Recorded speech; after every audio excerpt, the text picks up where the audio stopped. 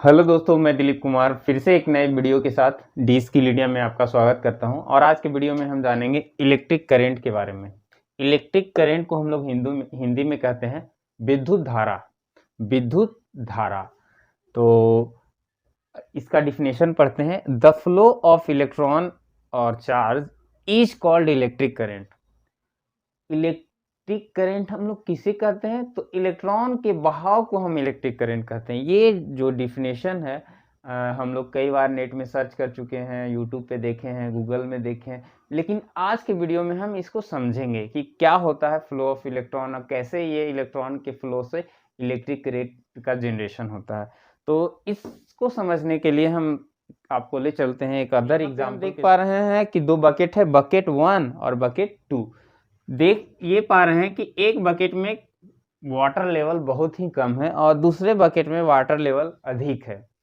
तो हम लोग को अच्छी तरीके से पता है, अगर कम वाटर लेवल के बकेट को हाई वाटर लेवल बकेट से जोड़ देते हैं तो वाटर का फ्लो इस तरीके से हाई लेवल वाटर से लो लेवल वाटर की ओर होने लगता है। और इसी वाटर फ्लो को हम लोग वाटर करंट कहते हैं। मतलब किसी भी चीज का फ्लो हो हम लोग उसको करंट से डिनोट कर सकते हैं। लेकिन हम लोग आज जो बात करने वाले हैं वो इलेक्ट्रिक करंट के बारे में, वाटर करंट के बारे में नहीं। ये आपको बस एग्जांपल के लिए। और यहाँ पे जो वाटर करंट का जनरेशन होता है, वाटर करंट का जो जनरेशन होता है, यहाँ पे जो वाटर का फ्लो हो पा रहा है ये कब हो पा रहा है? हम लोग सोच रहे हैं कि हाई लेवल वाटर है तो लो लेवल की तरफ आराम से जा रहा है, लेकिन एग्जैक्टली अगर हम लोग फिजिक्स की तरफ से इसको समझते हैं तो कभी भी हाई लेवल ऑफ वाटर से लो लेवल की ओर तभी पॉसिबल है जब उस पर एक प्रेशर अप्लाई हो। तो हम लोग को पता नहीं चलता है, लेकिन हाई लेवल ऑफ वाटर में ऊपर से एक प्रेशर पड़ते रहता है, तभी वो लो लेवल की तरफ मूव करता है। तो ये आप समझ पाए कि वाटर फ्लो कब पॉसिबल है? जब उस पर कोई प्रेशर अप्लाई हो।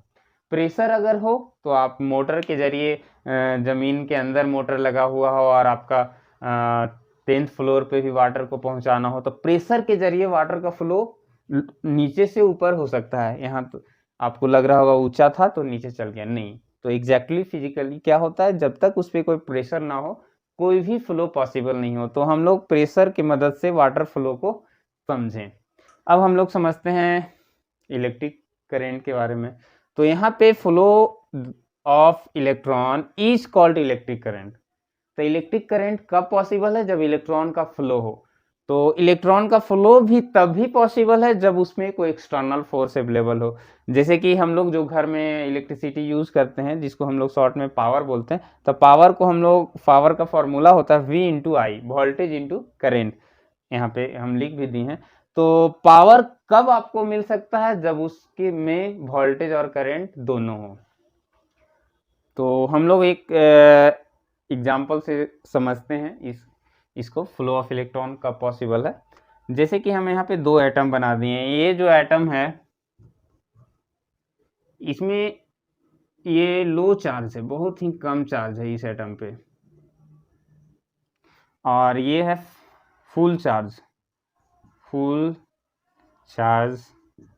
एटम। तो यहाँ पे दो एटम है, एक फुल चार्ज है और एक लो चार्ज है, थोड़ा सा चार्ज है। जैसे यहाँ बकेट देखे थे कम और ज़्यादा। तो यहाँ से यहाँ कब इलेक्ट्रॉन का, यहाँ पे भी देख रहे हैं एटम के अंदर न्यूक्लियस में प्रोटॉन और न्यूट्रॉन होता है, और बाहरी कक्षा में आपका इलेक्ट्रॉन होता है। तो यहाँ पे कम चार्ज एटम में फुल चार्ज एटम से फ्लो कब पॉसिबल है? जब फुल चार्ज इलेक्ट्रॉन के ऊपर कोई फोर्स एग्जिस्ट करे, कोई फोर्स लगे। तो हम लोग जो इलेक्ट्रॉन पे फोर्स लगाते हैं उस फोर्स को ईएमएफ के नाम से जानते हैं, इलेक्ट्रोमोटिव फोर्स। जिस फोर्स के जरिए इलेक्ट्रॉन का फ्लो एक एटम से दूसरे एटम की ओर हो उसे हम लोग इलेक्ट्रोमोटिव फोर्स कहते हैं। और इसी इलेक्ट्रोमोटिव फोर्स को हम लोग वोल्टेज के नाम से जानते हैं। इसी इलेक्ट्रोमोटिव फोर्स को हम लोग किस नाम से जानते हैं? वोल्टेज। तो जैसे ही ये वोल्टेज किसी इलेक्ट्रॉन पे प्रेशर देता है तो इलेक्ट्रॉन एक एटम से दूसरे एटम की तरफ मूव करने लगता है, तभी हमारा इलेक्ट्रिक करंट का जनरेशन होता है। और हम लोग इलेक्ट्रिक करंट को यूज कर सकते हैं, पावर को यूज करके घर में light, fan, motor, TV, mobile run करते हैं। तो यहाँ से आप समझ पा रहे होंगे कि इलेक्ट्रॉन का फ्लो कब पॉसिबल है, जब उसमें एक्सटर्नल फोर्स लगता है। लेकिन कहीं भी इसमें डिटेल नहीं किया जाता है कि जब उस पर कोई फोर्स अप्लाई होता है तब करंट, इलेक्ट्रॉन का फ्लो होता है तब करंट जनरेट होता है। और अगर कर दिया जाता तो बहुत से बच्चे को कंफ्यूजन रहता है। इस फंक्शन से आपको क्लियर हो गया होगा फ्लो ऑफ इलेक्ट्रॉन होता क्या है और कैसे इलेक्ट्रिसिटी जनरेट होता है। और एग्जांपल से देखते हैं, ये मोबाइल है आपका और ये है बैटरी। तो जब भी हमको अच्छे से पता है मोबाइल में कोई चार्ज नहीं होता, बैटरी में चार्ज होता है। तो जब हम लोग बैटरी को मोबाइल से लगाते हैं तो मोबाइल ऑन होता है।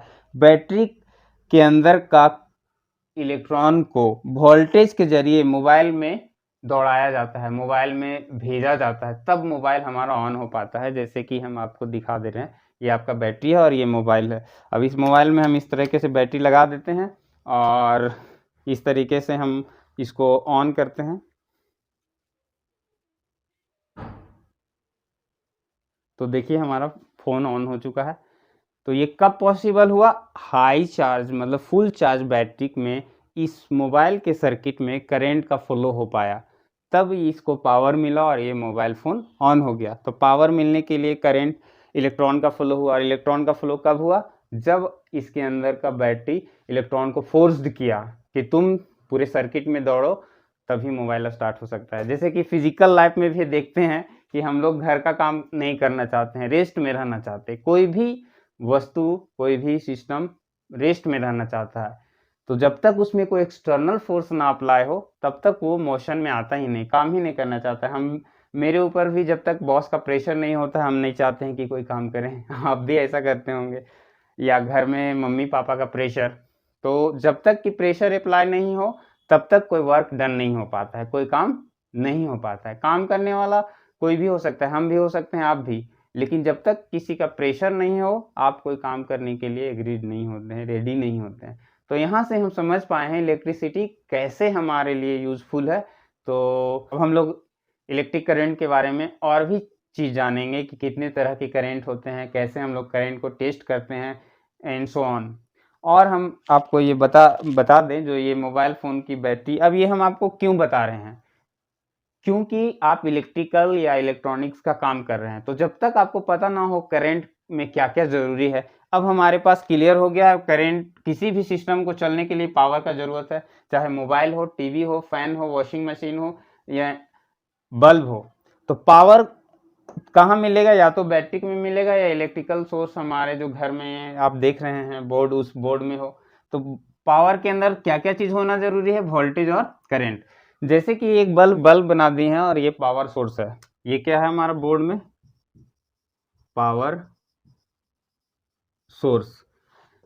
इलेक्ट्रिक का काम करना है तो समझना जरूरी है। यहाँ पे एक बल्ब बना दिए हैं और ये बोर्ड जो कि हमारा पावर सोर्स का काम कर रहा है। तो पावर के अंदर क्या क्या होना जरूरी है? Voltage into current. वोल्टेज भी चाहिए और करंट भी। इसके अंदर करंट है तो करंट आराम से करना चाहेगा, नहीं चाहेगा कि बल्ब को जलाएं, उतना दूर जाएं, पूरा घर में दौड़ते रहें। आप चाहिएगा दौड़ना? नहीं। तो वहाँ पे उसके अंदर जो वोल्टेज अवेलेबल होता है वो इलेक्ट्रॉन को पुशअप करता है। जब इलेक्ट्रॉन पूरे सर्किट में फ्लो करने लगता है, उसी को हम लोग इलेक्ट्रिक करंट कहते हैं। तो कभी कभी क्या होता है, घर में वोल्टेज कम हो गया तो लाइट कम जला, इलेक्ट्रॉन जाना नहीं चाह रहा, थोड़ा सा प्रेशर दीजिएगा, थोड़ा सा काम करेगा और आ जाएगा। तो इस तरह से हम लोग इस चीज़ को समझते हैं। और उसी तरीके से मोबाइल की बात करें तो मोबाइल में भी हम लोग बैटरी लगाते हैं तो काम करता है। तो ये सब हम आपको इसलिए बता रहे हैं कि कभी भी कोई सिचुएशन क्रिएट हो काम करने के दौरान इलेक्ट्रिक या इलेक्ट्रॉनिक्स का, तो आप उस चीज़ को फील कर पाएँ, समझ पाएँ कि क्या हो रहा है, क्यों हमारा सिस्टम नहीं काम कर रहा है। तो यहाँ पे इस ये आपका जो हम आपको एग्जाम्पल दिए हैं, इसे समझ जाइएगा कि लाइट कम जल रहा है तो क्यों जल रहा है। ज़्यादा भी जलने, कभी कभी क्या होता है बहुत तेज जला और बल्ब ही उड़ गया। क्यों? जब हमारा करंट बहुत ज़्यादा फ्लो हो जाता है वायर में, तब हमारा बल्ब खराब हो सकता है। जब कम वोल्टेज हो, घर में वोल्टेज कम हो तो बल्ब कम जलेगा, जब ज़्यादा वोल्टेज आ जाए तो बल्ब खराब हो जाएगा। तो ये सब सिचुएशन को आपको समझना होगा अगर आप एक इलेक्ट्रीशियन है। उसी तरह से मोबाइल की बैटरी की बात करते हैं तो आप लोग चाहते हैं हमको 6000 mAh का बैटरी चाहिए। क्या है ये? घर में आप लोग जो इन्वर्टर में बैटरी खरीदते हैं बड़ा सा, इसमें क्या क्या देख करके लेना है, जाते हैं कि एक तो बड़ा सा बैटरी दे दीजिए इन्वर्टर के लिए, लेकिन एक टेक्निकली एक इंजीनियर्स को, एक टेक्नीशियन को क्या नॉलेज होना चाहिए, बैटरी लेना है, दो चीज़ उसका पता होना चाहिए, एक वोल्ट 12 वोल्ट का होना चाहिए, दूसरा 150 एम्पियर। आप लोग देखे होंगे घर की बैटरी में दोनों चीज़ अवेलेबल है। अब दोनों का फंक्शन क्या है, ये क्या करता है पूरे घर में इन्वर्टर में इस करंट को दौड़ाते रहता है ताकि हमारा घर में लाइट जलते रहे। तो जितना ज़्यादा करंट बैटरी के अंदर होगा उतना ज़्यादा देर तक आपका बैकअप देगा। तो अगर आप 150 एम्पियर का ना लेकर के 50 एम्पियर का सिर्फ लेते हैं तो बैटरी बैकअप कम होगा। तो यहाँ से हम सीख पाए कि बैटरी बैकअप कब ज़्यादा होता है, जब बैटरी के अंदर करंट ज़्यादा हो। और वोल्टेज का उसमें क्या रोल है, उस करंट को पूरे सर्किट में दौड़ाने के लिए, उस पर प्रेशर देने के लिए, ताकि हमारा सर्किट में करंट जाए और हमारा सर्किट वर्क करे। 6000 mAh में भी जितना ज़्यादा एमएच होगा उतना ज़्यादा, तो ये एक्चुअली मोबाइल में मिली एम्पियर्स में ही बैटरी में करंट अवेलेबल होता है, वही बहुत ज़्यादा इनफ है। तो यहाँ से हम लोग समझ पाएँ इलेक्ट्रिक करंट के बारे में, जो कि अगर आप इलेक्ट्रॉनिक्स या इलेक्ट्रिकल का काम करते हैं उसमें आपको ये फंक्शन सपोर्ट होगा। तो कभी भी अगर सिस्टम नहीं सही चल रहा है तो करंट का भी इशू हो सकता है, वोल्टेज का भी इशू हो सकता है। तो यहाँ तक कि ये क्लियर हो गया है। आगे हम आपको कुछ और हम लोग इलेक्ट्रिक करंट के बारे में जानते हैं। तो हम लोग the flow of electron is called electric current, जैसा कि अभी हम लोग पढ़ चुके हैं, इलेक्ट्रॉन के बहाव को हम लोग इलेक्ट्रिक करंट कहते हैं। We can't seen electric current only you feel, current को हम लोग देख नहीं सकते हैं, सिर्फ इसको महसूस किया जा सकता है। It is measured in ohm, it is measured in ampere, इसको हम लोग एम्पियर में मापते हैं। The French mathematician and physicist Andre Marie Ampere, इन्होंने ही करंट के बारे में पता लगाया और इन्हीं के नाम से इसका यूनिट पड़ गया। तो the SI unit of current is ampere, current का एसआई यूनिट एम्पियर होता है। और ये किस वजह से, क्योंकि एंड्रे मैरी एम्पियर ने ही करंट के बारे में पता लगाया था। तो there are two type of electric current, electric current दो प्रकार के होते हैं, एक एसी करंट, दूसरा डीसी करंट। तो चलिए हम लोग एक एक करके दोनों के बारे में और दोनों करंट के बारे में बात करते हैं। तो सबसे पहले AC current, it stand for alternating current. AC current का मतलब होता है alternating current, that current whose amplitude phase in direction change periodically is called alternating current. तो एसी करंट हम लोग किसे कहते हैं, वैसा करंट जिसका एम्पलीट्यूड, फेज एवं डायरेक्शन बदलते रहे, उसे हम लोग एसी करंट कहते हैं। तो हम लोग ये सिंबल होता है, सिंबल के थ्रू ही समझेंगे। ये हमारा एसी करंट का सिंबल। तो इसमें देख पा रहे होंगे ये आपका जीरो है, ये 90 ऊपर ये जीरो है। अब जीरो से करंट क्या होता है, ऊपर जाता है पॉजिटिव डायरेक्शन में, फिर नेगेटिव डायरेक्शन में। तो इस तरीके से करंट का सिंबल है। इसका एम्पलीट्यूड कहीं ज़्यादा है, कहीं कम है। तो ऐसा करंट जिसका एम्पलीट्यूड, फेज और डायरेक्शन बदलते रहे, उसे हम लोग अल्टरनेटिंग करंट कहते हैं।